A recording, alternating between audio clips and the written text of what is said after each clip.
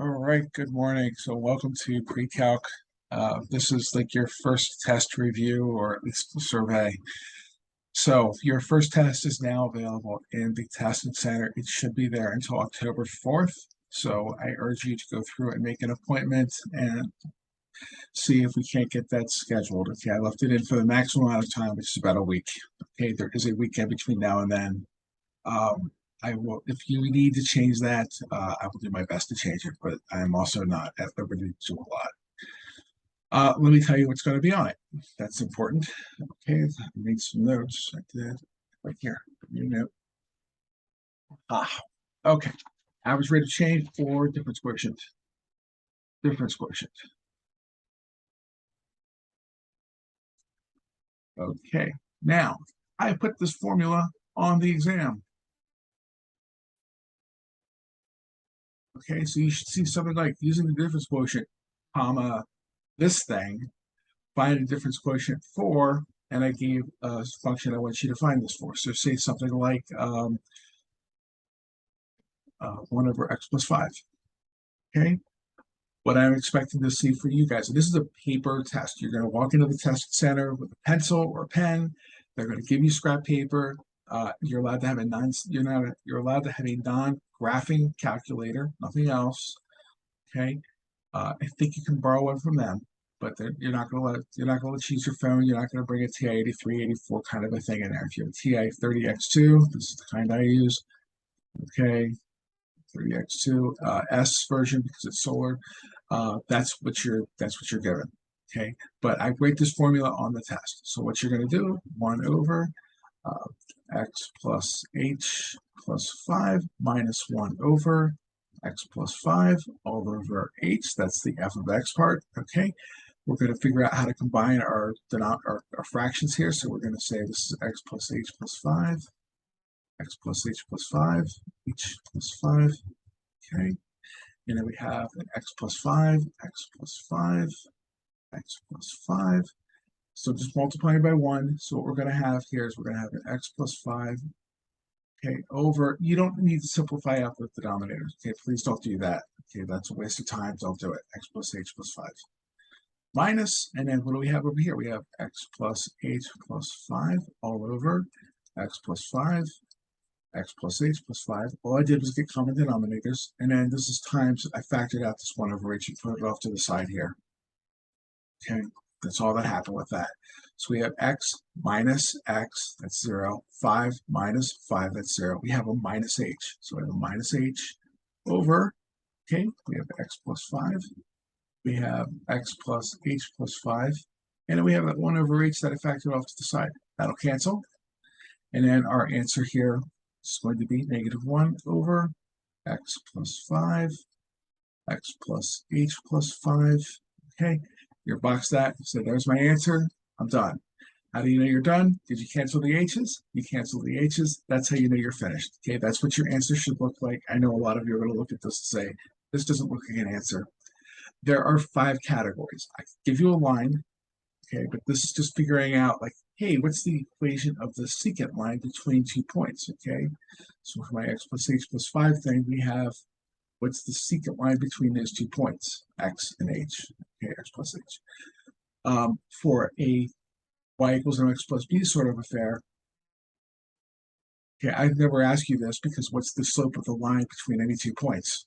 Oh, it's so that's too easy of a question. I'll never ask you. Okay, but you do have to be prepared for it. Like there might be a trick question someday you could be asked, like, hey, what's the slope of the line? And they ask you this weird kind of a way, what's going on here? So you'll know. You're not going to get fooled by that. We have quadratic, ax squared plus bx plus c. It is not for you to fill in the a, b, and c. Okay, that's my job. So I'll do something like that, 3x squared plus 10x plus 3, and have you figure out the slope of the secant line for that. Okay, again, going through this whole business up here. Okay, the third variety is a cubic. It's an ax cubed plus bx squared plus cx plus d. And again, this would be something I would fill in. So this would be like a 2x cubed minus 10x squared plus 5x plus 7 or something. Okay. I am unlikely to give you this particular problem because it's tedious and it would take a long time to do. I wouldn't want to do it either. So it's something you can prepare for, but if you're looking at like what are the things I should study for, then we put this toward the bottom of the list. Okay.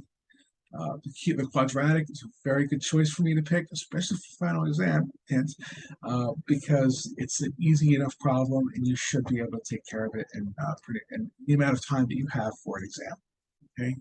We also have rationals. That's going to be like a 3 over again, x minus 7 kind of an ordeal. It's not going to be more complicated than this.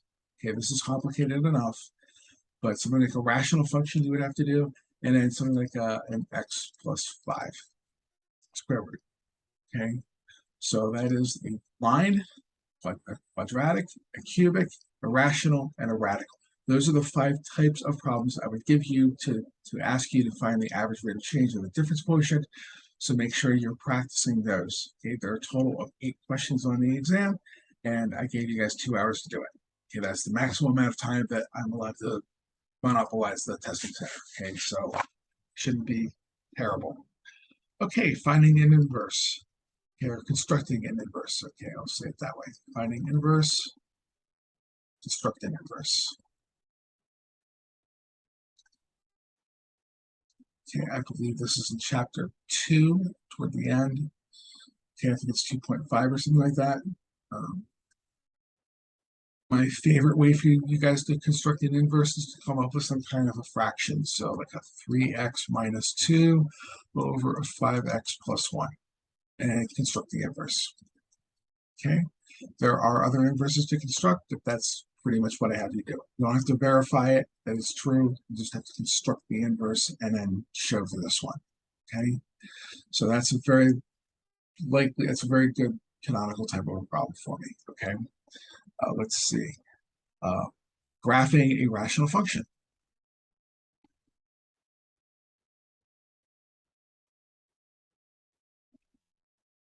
Oh, hey, look at this. We have a rational function right here. 3x minus 2 over 5x plus 1.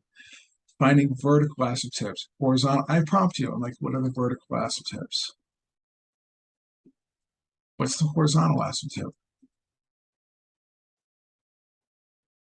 How would you graph it once you know what the vertical and horizontal asymptotes are? You would construct a t-table, right? You would come up with a couple of points on either side of the vertical asymptote, plot those points. You don't have to do more than 2 per region, but I would do 2, and then connect the dots and then show that you can do a vertical or a rational function.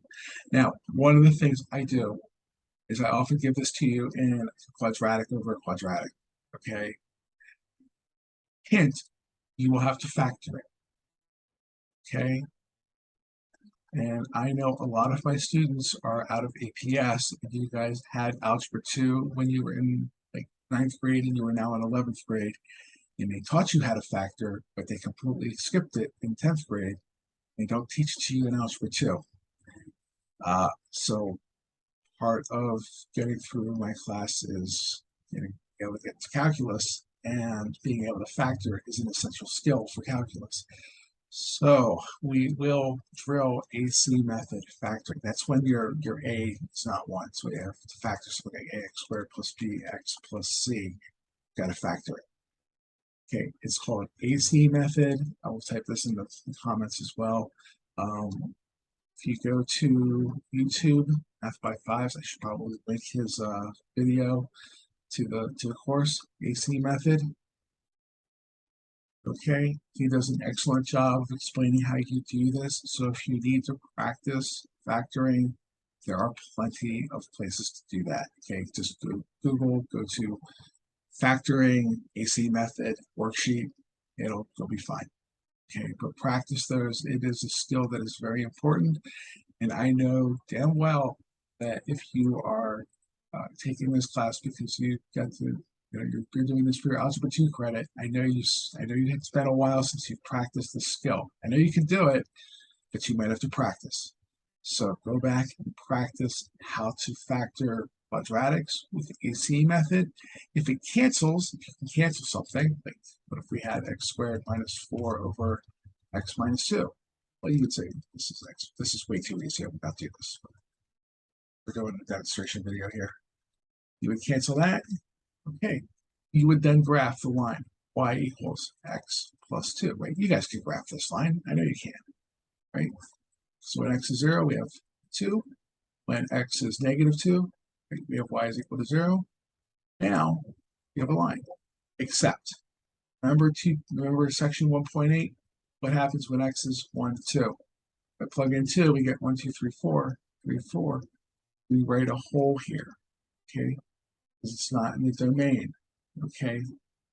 So the domain does not include 2, so we have a hole. You would graph the simpler function, the line, that you would have a hole here.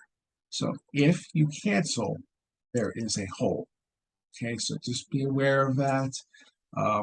It might come up, just a suggestion. When you cancel, remember where it's equal to 0, but you canceled, there's a hole there. It doesn't matter if it's a line or if it's a different kind of a graph, but if you canceled for a fraction, you have a hole in your graph. Okay, so that's one of the other questions. That's number 3. You have an exponential function.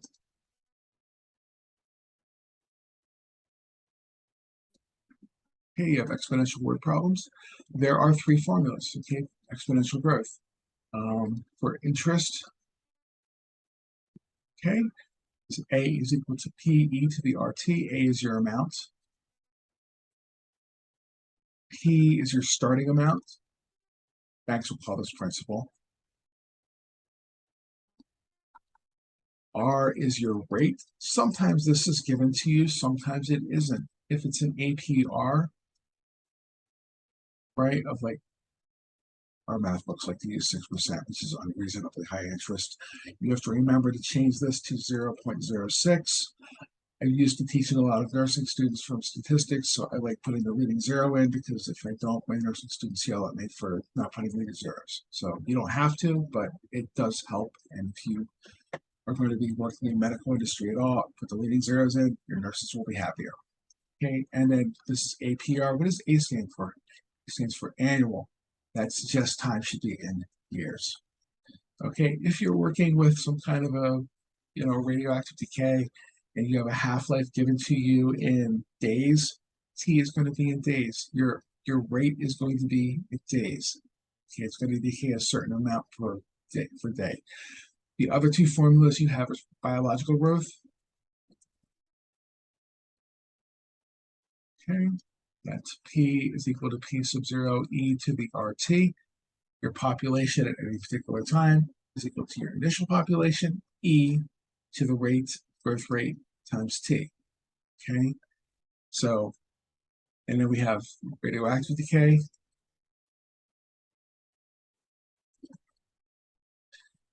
Okay, I think your book uses Q. We have Q is equal to Q sub 0, E to the KT. Q is the amount you have at time T.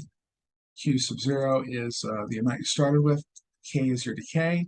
Now, in my world, K could be less than 0. That means it's decaying. Okay.